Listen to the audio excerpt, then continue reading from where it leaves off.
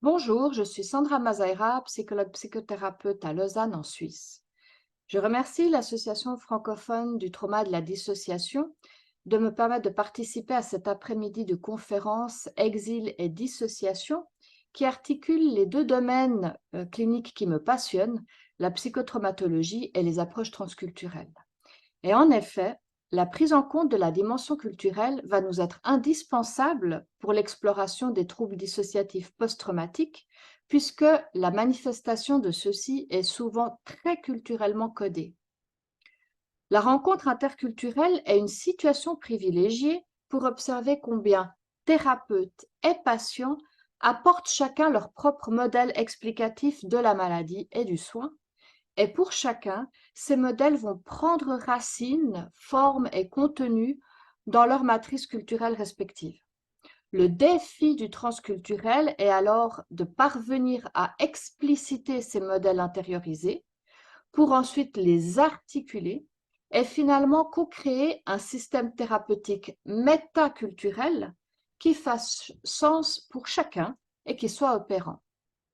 Prenons l'exemple du symptôme de la reviviscence visuelle ou flashback, dans lequel le patient revoit sans cesse l'image de la scène traumatique. S'agit-il d'un symptôme de pathologie type du trouble de stress post-traumatique ou la preuve que le bourreau continue d'agir ou de posséder? Le soin consiste-t-il en se libérer de cette image, l'élaborer, ou au contraire, doit-elle rester en hommage pour ceux qui ont souffert? Les études internationales rapportent que les 5 symptômes caractéristiques des troubles dissociatifs ont été retrouvés dans le monde entier, appuyant là en faveur d'une forme d'universalisme du fonctionnement psychique. Cependant, cette pathologie dissociative est souvent dissimulée sous une présentation différente. Cette surface clinique, perçue au premier plan par le clinicien, est la résultante des symptômes dissociatifs de base, mais façonnée et par la matrice culturelle liée à l'expression de la détresse, donc au travers du particularisme culturel, mais aussi par le filtre de la complexité inhérente aux troubles dissociatifs qui sont finalement des manifestations de la non-réalisation. Et en effet, face à l'impensable ou à l'étrange qui l'habite, l'individu va puiser dans sa matrice culturelle d'origine de quoi donner sens, forme et contenu à son éprouvé de la dissociation.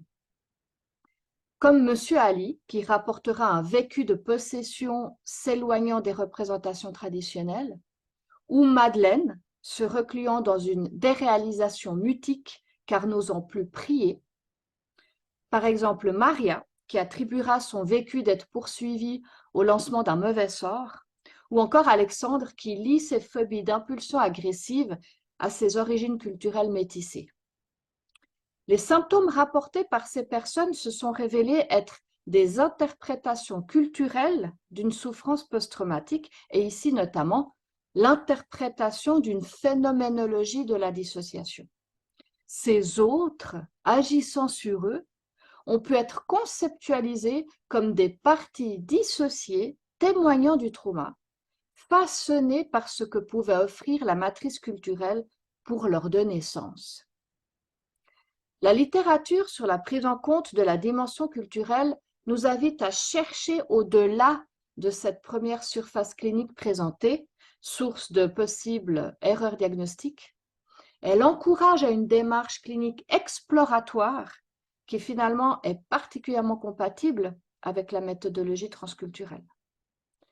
Alors, je me réjouis de vous retrouver à Paris le samedi 14 octobre pour un après-midi d'échange autour de cette thématique, puis de se retrouver ensuite pour un moment de convivialité cher à l'esprit de la FTD. À bientôt.